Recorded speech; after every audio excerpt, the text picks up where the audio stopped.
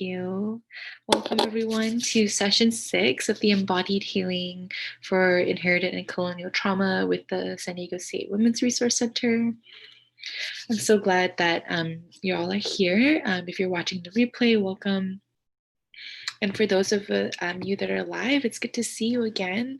And I can't believe that we're already at session 6. We have 2 more to go, and that also, I think, coincides with the end of the semester for you. So great job for making it this far. We've survived a really tough year, a lot of intensity in the collective field, and I know personally and interpersonally as well. And so I just wanted to take a moment to really honor each and every one of you for moving through this series, this journey with me, while also being engaged in your academic life. Like, I know it's a lot, and so just wanted to offer some props. So let's go ahead and start with our orienting practice. Earlier, before I started recording, I invited those that were here to grab something that would be really grounding, to add a layer of support for today's topic, which is creating capacity for difficulty. And if you're watching the recording, please feel free to pause it and come right back. So whatever your object might be, I invite you to either take a look at it, or if it was like socks or something, just notice perhaps that extra layer of support that you just added into your space. So for me, it's the essential oils. So I'm going to take a deep breath in.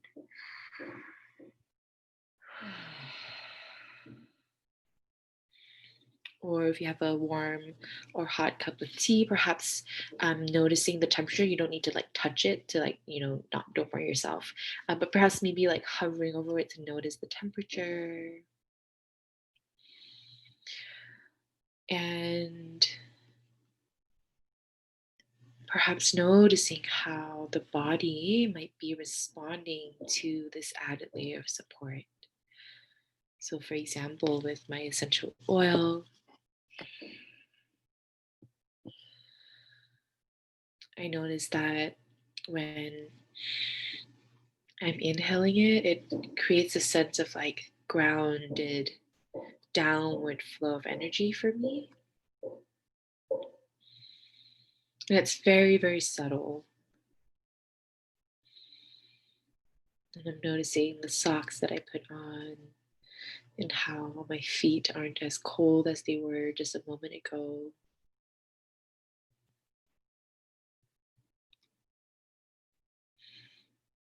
Or if you have an object, like a crystal or a blanket, perhaps noticing its texture.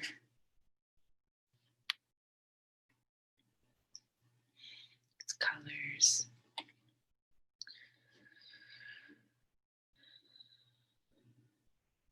So we'll move now into our orienting practice, inviting you to take a look around your space. And perhaps this time, turning your head as far left as feels comfortable and safe for you in this moment. Taking a larger view of the space around you instead of what we usually do, which is focusing on objects. But today, just looking all around your space, perhaps even up towards the ceiling. Perhaps noticing if there's a narrative around what you're noticing, like, oh, so dusty, this and that. Just allowing actually for the movement of the head to be central to the experience.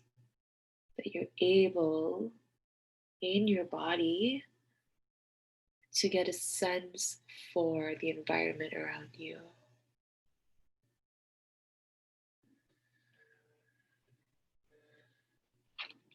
And perhaps now you might attune to an object or a color. For me, I'm noticing the green of my plant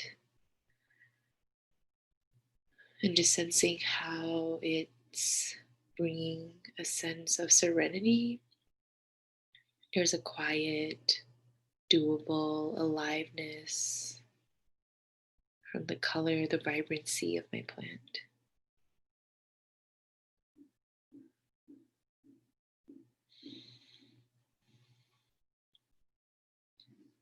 And perhaps, again, if you have anything to smell, you can put a couple of drops or just take a deep breath in. It's okay if there isn't anything to necessarily smell.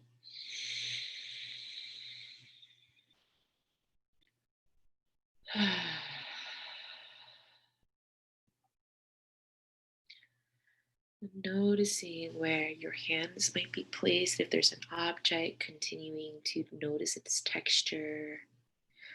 Or perhaps what might feel really supportive is pressing down on your lower limbs. So wherever feels most safe and doable, just pressing down, noticing how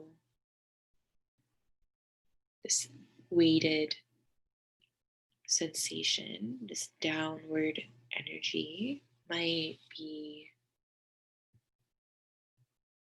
creating any change in the nervous system, if at all.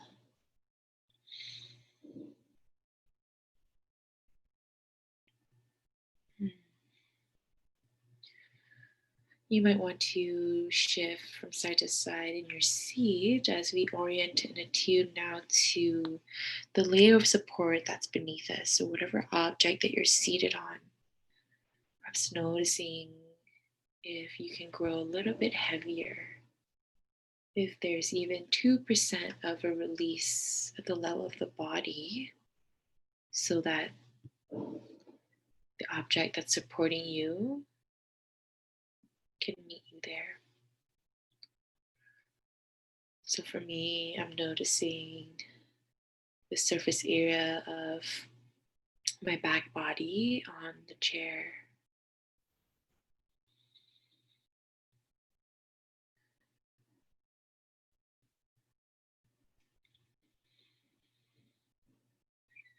Slowing down,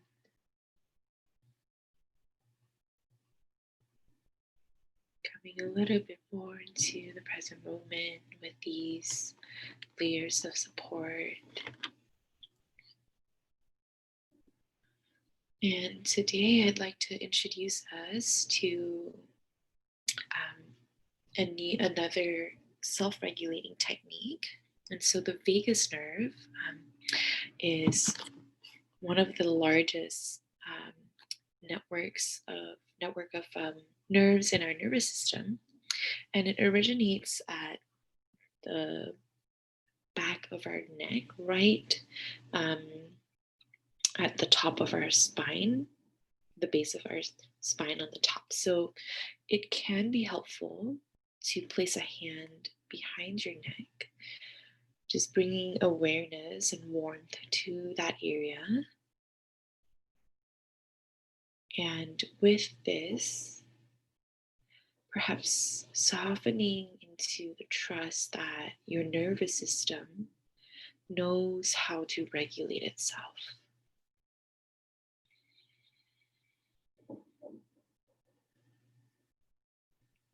And another way to stimulate the vagus nerve is which actually helps to regulate the nervous system. It helps to create and initiate the parasympathetic nervous system state for rest and digest,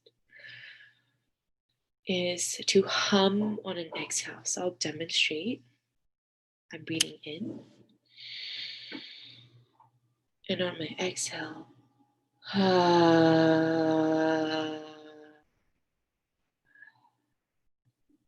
and that vibration is what stimulates the vagus nerve. And again, it's a really powerful self-regulation technique. So you're welcome to try that. You can take a deep breath in together. Exhale.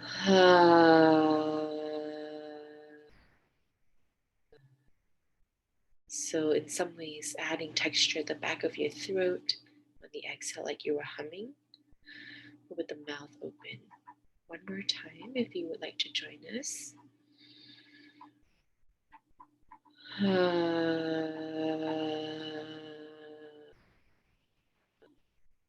Of course, you're welcome to do anything additional or different that helps you feel grounded and creates comfort and safety for you. And so now we'll move into the more somatic resourcing practice, which is grounding into our roots. So perhaps dropping your awareness down, down, down towards your energetic roots, growing from your tailbone down towards the soil of the earth. Maybe it's your first time connecting with your roots today, or perhaps a gentle remembering of this root space. Perhaps allowing for your roots to grow down as deep as they would like to go. Once again, taking up space, allowing for composting to happen with the mycelium network, this natural regeneration that happens. Excuse me. I tend to burp when I'm moving energy. This regeneration that happens at the level of the soil of the earth. Perhaps allowing your roots to cocoon you in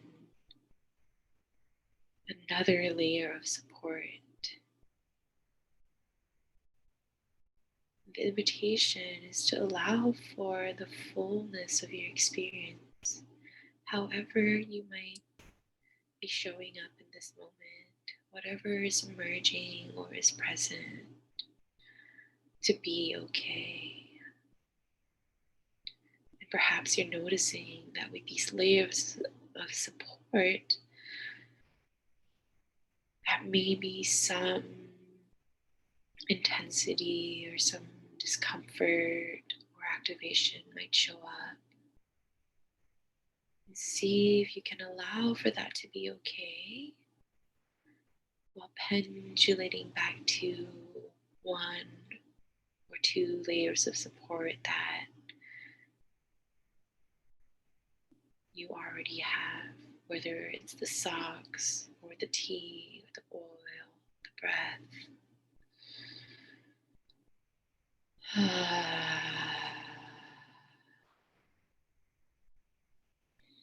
Without bypassing what you're feeling, without needing to change or fix your current experience.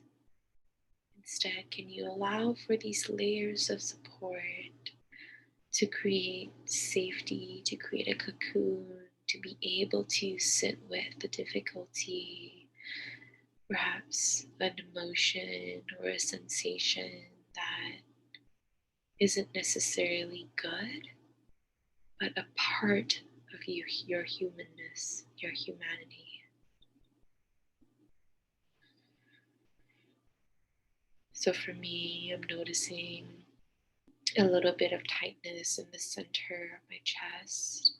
My heart rate's a little bit elevated. But while this is present here, I'm not needing it to change or go away. I'm remembering my breath.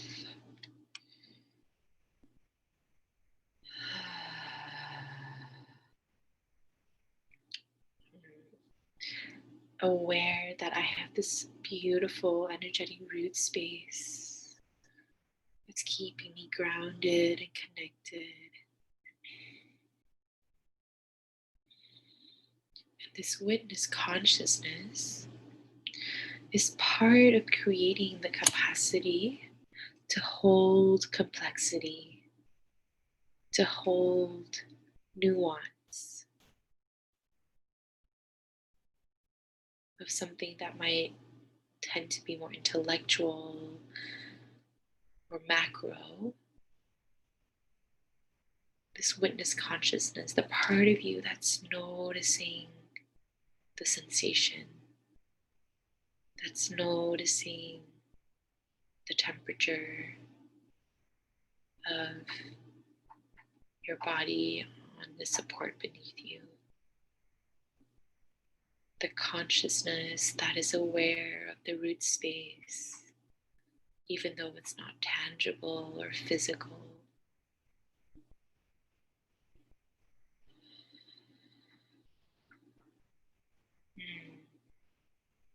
You can sense a softening into that receptivity, into the support that's here. And it's okay if this feels hard. Sometimes that's part of the experience. It doesn't mean that there's anything wrong with you or that you're broken. It just means that you're human.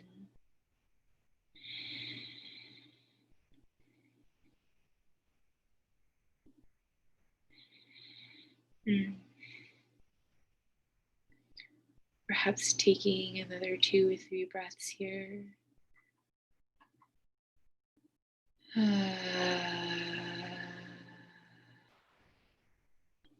If you're feeling more on the activated side of things, it's helpful to lengthen the exhale. If you're feeling a little bit more on the hypo side, perhaps a little bit more fatigued or a little bit more immobilized, it's helpful to lengthen the inhale.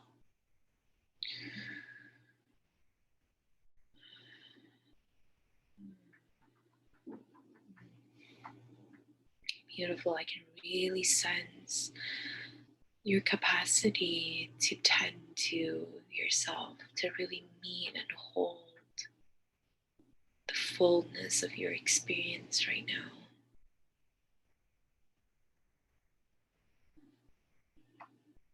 That's beautiful. As you're ready, gently blinking the eyes open if they're not already there. Once again, looking around the space. It's 2:22 p.m., November 12th, 2020. It might be helpful to name your address, where you're located. This orienting to the present moment can also be really regulating for the nervous system. Great. How was that for you? Maybe a few words or phrases. You're welcome to drop it in the chat or unmute. Resume the recording. Yeah, so for the recording, I was just talking about how sometimes the body takes time to release, and how layers of support and comfort can help support it to release in its own natural way and time without force, right? So being able to hold that there's intensity here, then adding layers of support, holding that both and, so that the body can release naturally. So when we started, we added layers of comfort first, right? Like, so something warm, like socks or a sweater or a blanket, something with texture that feels comforting. Essential oils that feel, some essential oils can be invigorating, right? So that might not be as helpful, but some are really grounding. So knowing what essential oils help you and affects your hormones and nervous system. Orienting is another layer, because what's happening when we orient is we're looking around the space, and this feedback loop called neuroception, where we're using the senses to signal to our nervous system that we are relatively safe, right? When we look around, it's like, okay, there's actually nothing here that is a threat to me. And if anything, there are objects around me that are comforting, that perhaps belong to me, right? So they might have a sentimental value or a sense of safety having these objects around you. And another one can be the self-regulation techniques that we practiced. So putting the hand behind the head, the neck rather, maybe a hand on the heart where you're noticing that difficulty, again, without needing it to change or go away, but rather a layer of support for the difficulty.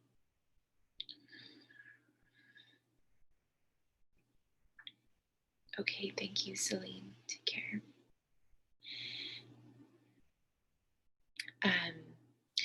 And okay, great. So that makes sense. Wonderful.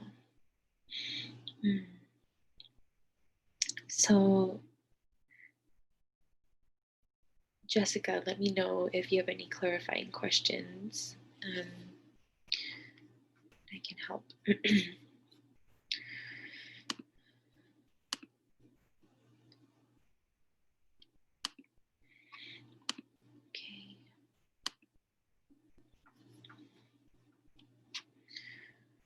And so today, I've introduced myself a few times, but since we have someone new today, I would love to as a way of grounding into this space, and maybe it helps your nervous system as well. So my name's Denise, Denise Chang, and I go by Denise Dimensional for my work. I'm a queer Malaysian Chinese immigrant, a somatic healer, and a decolonial educator. I am a trauma resolution facilitator and guide. I also facilitate circles, and I'm also a Reiki master and intuitive channel. And I also really enjoy roller skating and writing and podcasting. And I'm also an SDSU alumni. I graduated in 2016. And so some gentle group reminders for group agreements. Here you are sovereign. You are always sovereign, not just here. But especially here, please do what you need to meet yourself where you are. So if things begin to feel like it's too much, feel free to pause, come back to the video or watch this recording when it's available. Know that everything that I say is an invitation, so you can opt out, you can turn your video off or back on at any time, and you can change your mind as well. You're welcome to take up space here as much as feels comfortable for you. Yeah, just thank you. And we're also really here to hold the container of a brave space. So we're really here to listen to one another and to receive each other without needing to respond. Everything that you share here is confidential and anonymous. And I really hold this intention that we're in this together, that all parts of you are welcomed here, and no matter what level you are in your healing, we're really here to care for you and to welcome the fullness of your human experience. And I also trust in your sovereignty and your inherent wisdom, that you know what is best for you. If you want to leave halfway, I won't take it personally, because I know that you're doing what you need to care for yourself. Reflections. So I heard you say this, and it reminds me of my own experience. Affirmations, so validating one another's experience, are welcomed, but please refrain from giving advice or making meaning of someone else's experience. Is there anything that you need to feel safe? I'm curious if what level of capacity and presence are we at right now to move into the content for today, because the reason why we really started with this layers and layers of support is because we're going into territory that might feel a little bit activating, and that's the nature of trauma resolution. But the idea, the goal is to grow our capacity for activation, not resisting activation, right? Because it does require us to be able to feel safe enough and have enough capacity to feel intense emotions so that we can heal. Yeah, we're not wanting to repress that. So I'm just curious, what else do you need to feel safe, if anything? Or if I can move on.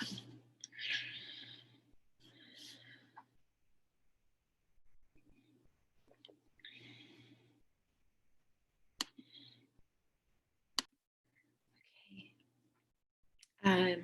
So I'm curious if y'all would like to introduce yourself, and if there's anything in particular that you'd like some guidance around relating to self-care, mental health, embodiment. And if you would like to share, I'd love to invite you to share your pronouns, where you're located, your lineage, if that feels safe and doable to share, and perhaps how you are feeling.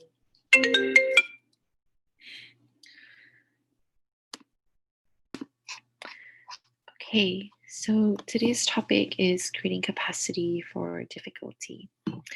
And we've talked quite a bit about it already, so I'm just going to offer a recap. Um,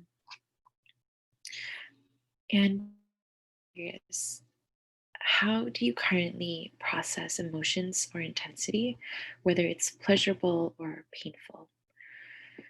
So maybe a word or two in the chat, or if you want to unmute yourself. I'm curious, how do you currently process emotions or intensity? So some of us were talking about grief. So how do we meet our grief? What do we do? How do we respond when we're noticing grief or any other emotion?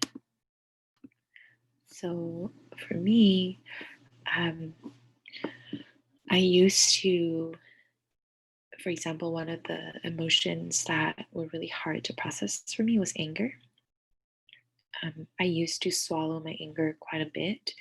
Um, I wouldn't allow myself to feel angry because um, I was conditioned and socialized as the older sister, as like the good big sister, and as well as just seeing how anger in my family was always coupled with violence. And so, whenever I felt anger, I would repress my anger. I remember a time where I was feeling angry because some kid on the bus on the way to school was crossing boundaries and just being, you know, I don't want to cuss, but like he was just being like an a-hole to everyone on the bus.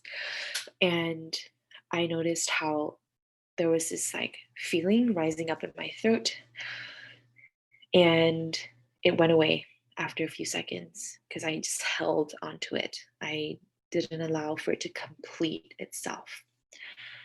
And so over the years, I would notice, like, whenever I got angry, that I didn't know how to process anger. And it's taken a few, years of really noticing when I'm feeling angry, and then beginning to understand how to move with anger. So a way to think that might be helpful to think about it is emotions as energy in motion. And so the energy wants to move. It wants to move out, or perhaps, out and then back in as something different, right? It moves out as anger, it comes back in as forgiveness or relief. It moves out as grief and it comes back as softness, tenderness, care, forgiveness, right? And so um, the first time I experienced my anger actually was in a way that actually was really overwhelming for my nervous system. I sort of like released the dam and all this anger flooded out. And it actually continued that way, that whenever I felt anger, since that one like big explosion of anger, because had years and years of repression, it all came out. And since then, it was kind of like the floodgates were open. And anytime I got angry, I also got violent. Um, like I would, throw things or like need to kick something like the sofa, or um, eventually, with growing my capacity to feel anger and intensity, actually, it was growing my capacity to feel intensity in general, not just anger, but intense emotions in general, um, grief, and even pleasure. Pleasure can be intense for me. And grief and those two were the first ones that I really like learned how to like hold and feel and process. So now I'm in a place where I can hold shame. I can feel shame without it dissociating me or without me going into dissociation or numbing or freezing. I can also hold anger and I can speak my boundaries because anger oftentimes is a protection mechanism. A lot of emotions are, anger especially. It's protecting our boundaries sometimes. And so whenever I notice I'm angry because something's crossing my boundary, I can speak with assertiveness and with the intensity of my anger without it overwhelming my nervous system or turning violent. There's a clarity and assertiveness that comes through my anger. And it's a healthy way of experiencing that. And so, what I'm sharing with you all today is a means to be able to process and hold intense emotions. Forgot to resume the recording. Okay, I need to repeat myself. So, the nervous system intelligence, which I've also used as the blueprint of health, can be inhibited due to lack of safety in the environment and or persisting threat.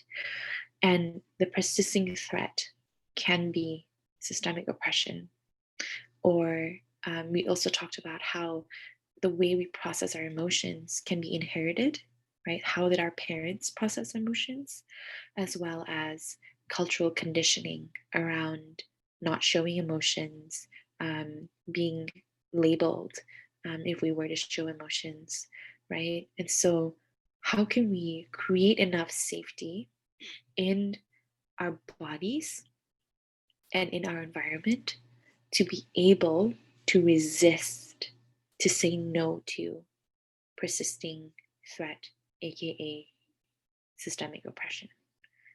Because when we resist these systems, when we grow in our capacity to be able to feel our pain, to feel our grief, to feel our anger, then it no longer has power over us. Then we can actually say, no, I will not take on your shame.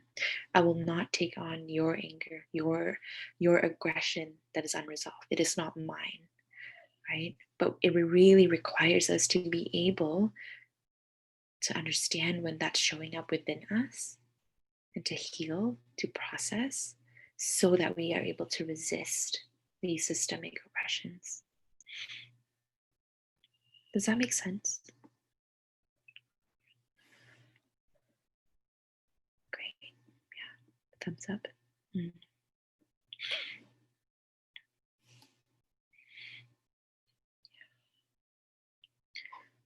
So, creating conditions for safety, right? We talked about how can we add in layers and layers of support so that we can feel safe enough to access the resources that we need to resist systemic oppression.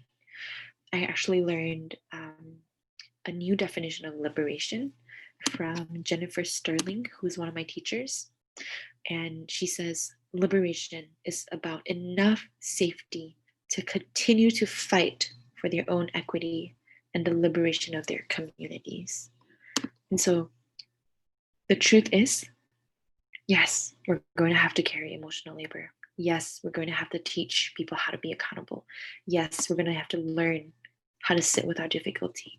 Yes, we're going to have to learn how to name what we need and be specific about how we want to access accountability and forgiveness. All these things have to exist. And how do we hold all of that?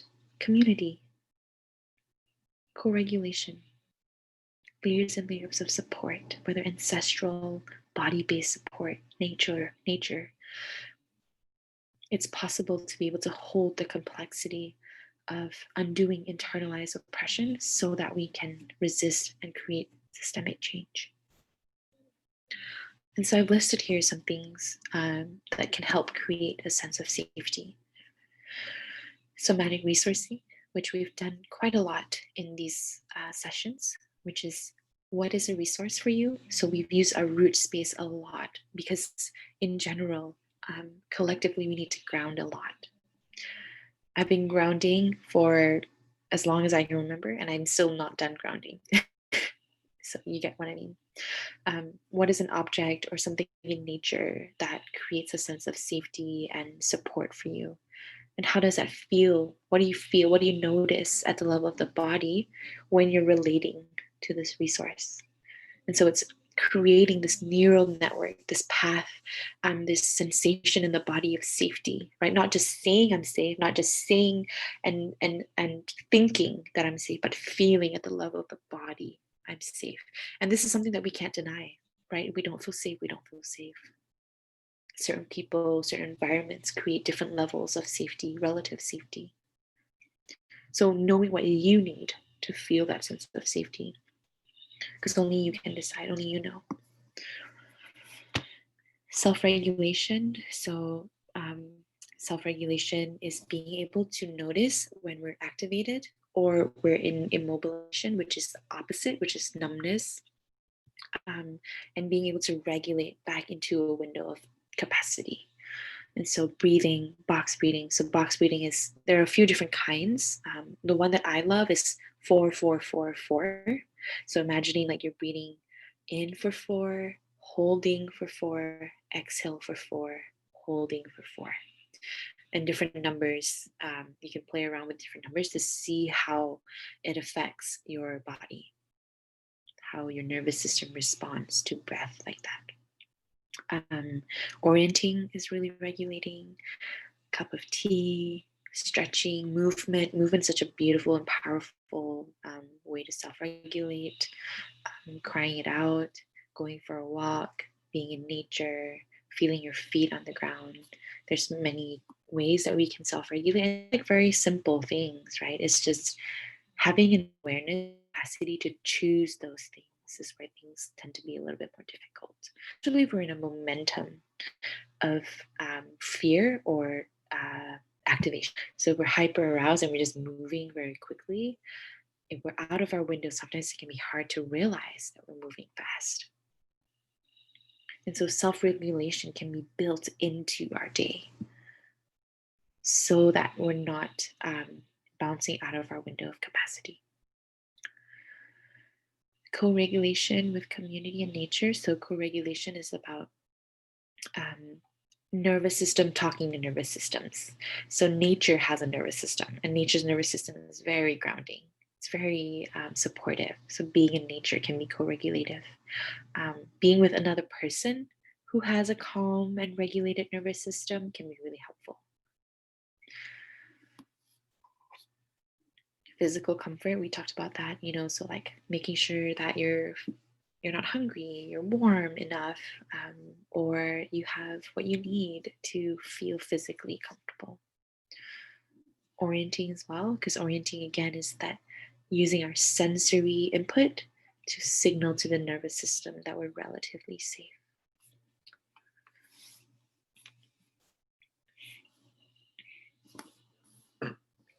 So on a body level, and today I didn't put too much around like cultural or systemic conditioning around why it might be hard to feel our emotions, because I have a feeling that you all already know. But on the body level, what happens is oftentimes our bodies might dissociate. It's a natural instinct, it's healthy because it's softening the impact of a stimulation or a trigger, right? And it's protecting us from being overwhelmed by escalating pain, arousal, or fear. And so whenever things like whenever we notice that, oh, we're moving into like pain, we might dissociate, which is leaving cognitively or repressing the feeling, not creating space for it to be felt. Again, it's a natural instinct, but it becomes unhealthy when it happens over and over again without ever tending to the pain or the fear or the arousal. Does that make sense?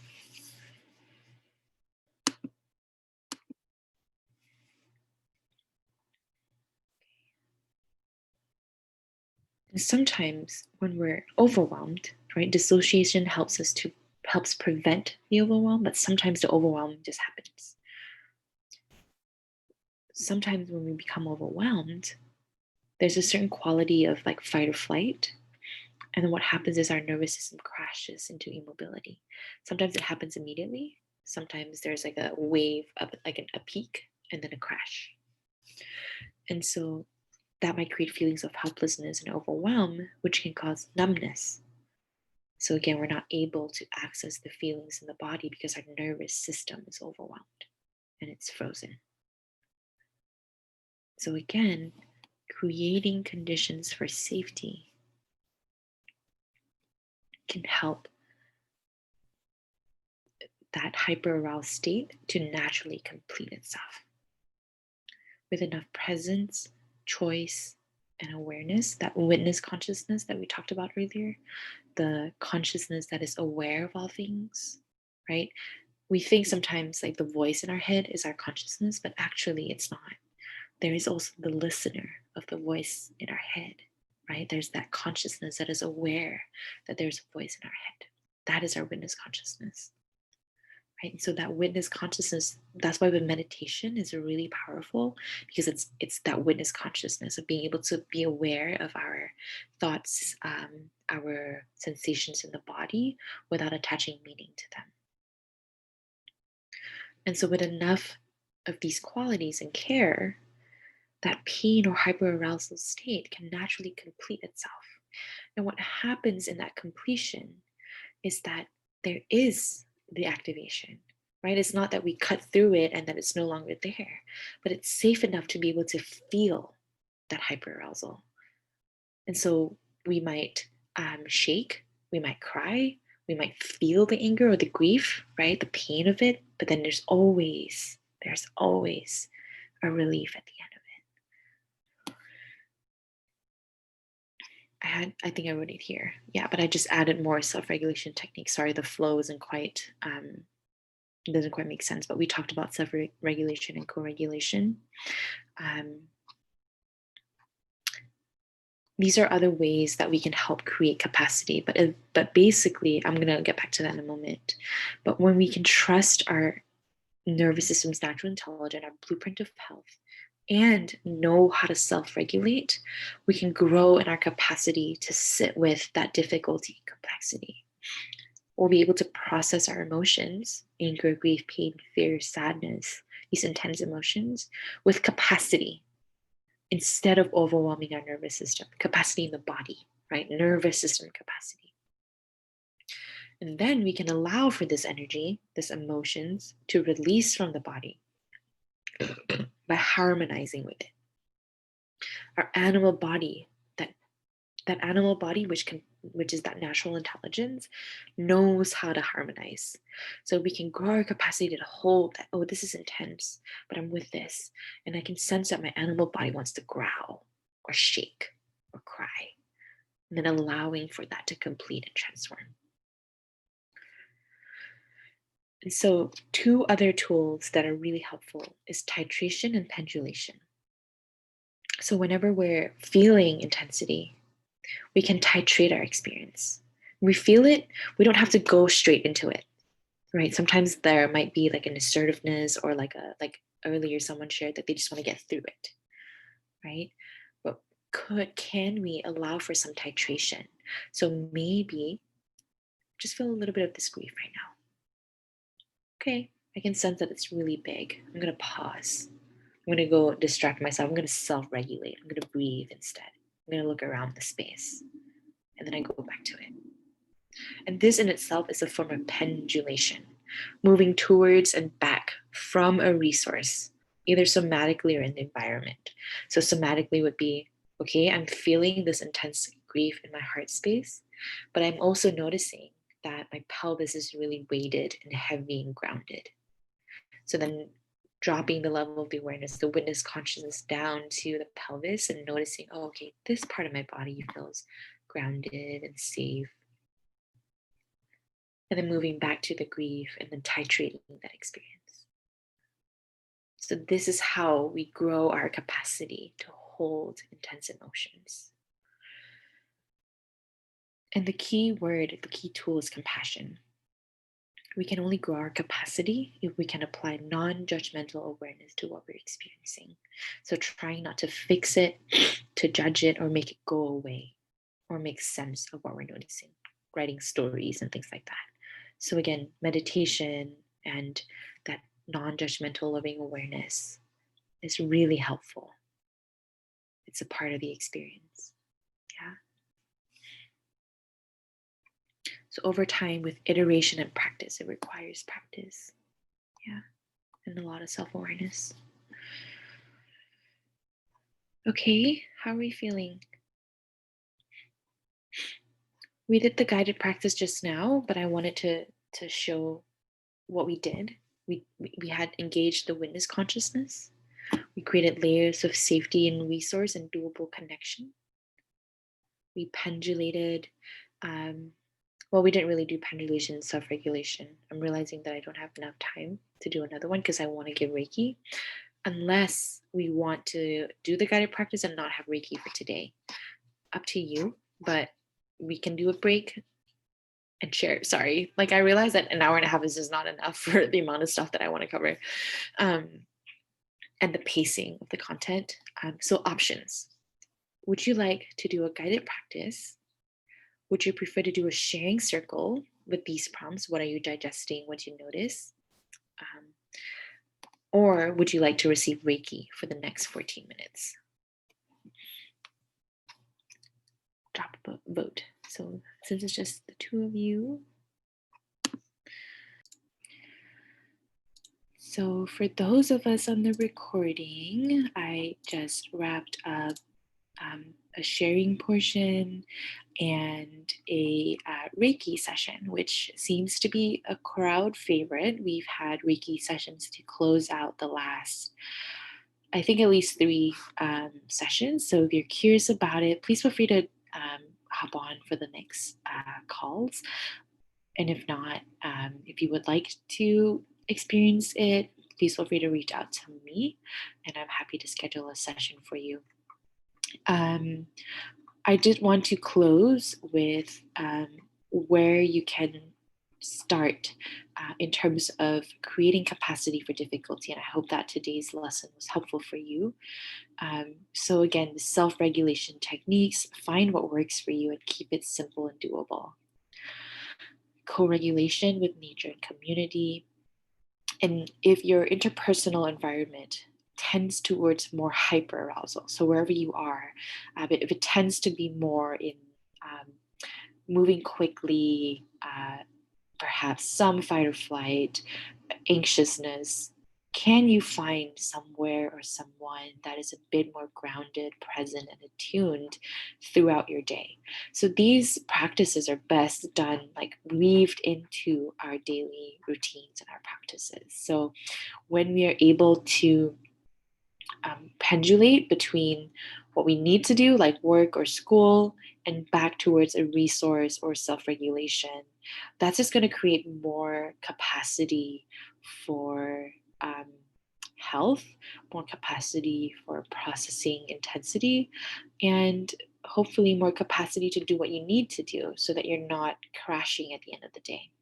And I speak in terms of like extremes because this was my experience as a college student. Was I was constantly just overgiving and overproducing, overdoing things the first half of my day, and then I would crash in the second half of the day, and I'm just immobilized and numbing out with stuff, with TV and things like that. So how can you weave in these techniques and practices so that you're supported throughout your day? And then titrating your experience of big emotions. Notice when you're feeling an emotion, can you practice pendulation and regulation in that moment while processing your big emotion? And again, these are things that you can do even without there necessarily being an intense experience, because it's like a muscle, right? The more we practice these muscles, the more that muscle of being able to self-regulate, co-regulate, and titrate um, will come online when you are processing a big emotion, right? It's easier to access the muscle rather than trying to do it then and trying to remember, because the truth is we can't remember in that moment. When we are overwhelmed, our cognitive brain, the cognitive part of our brain goes offline, and it's hard to make rational decisions and logical, linear thinking in moments like that, because it's the body. The body is governing the way we're experiencing an emotion or a moment. I hope that makes sense. And if you have any questions, please feel free to email me, denisedimensional@gmail.com. And I'm here for you all. Okay, take good care. Bye.